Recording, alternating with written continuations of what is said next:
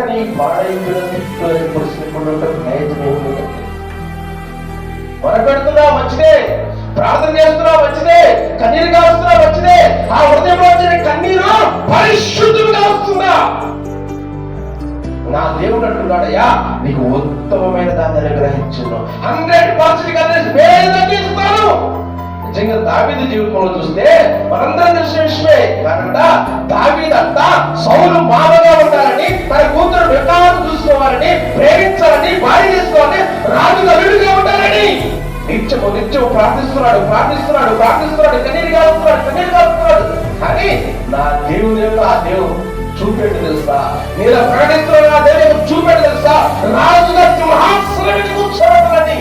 దావీదును చూస్తే దావీదు ఆలోచన చూసారా, దావీదు ప్రవర్తన చూసారా, దావీదు యొక్క ఆశయం ఉందంటే నేను రాజు అల్లుడిగా ఉండాలి, తన కుమార్తెను పెళ్లి చేసుకోవాలి, తన మామకు ఊరికం చేయాలని ఆలోచన కలిగి ప్రార్థిస్తుంటే నా దేవుడు ఆలోచన తెలుసా, అయ్యా నువ్వు వారి మామగా ఉంటుంది కాదయ్యా, వారి బాధ్యత చేయడం కాదయ్యా, రాజులు పరిపాలించే అధికారము, ఇశ్రాయేలు పరిపాలించే అధికారము, 12 గోత్రాల పరిపాలించే అధికారము నీకు ఇస్తానయ్యా అని రాజుగా దేవుడు సింహాసనంతో ఆశపడుతుంటే ఒక మనుషుడి కోరిక తెలుసా, మామ అల్లుడిగా ఉంటే సరిపోతుంది, మామగా ఉంటే సరిపోతుంది, ఈ పరిచయం చేస్తే సరిపోతుంది అనుకున్నాడు. కాబట్టి సరే మంచిది అని దిక్కు పెట్టాడు.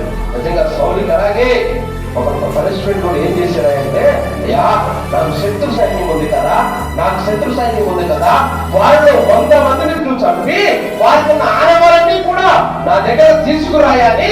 దావీదుకి పరీక్ష పెట్టినప్పుడు దావీదు ఏం చేశాడు తెలుసా,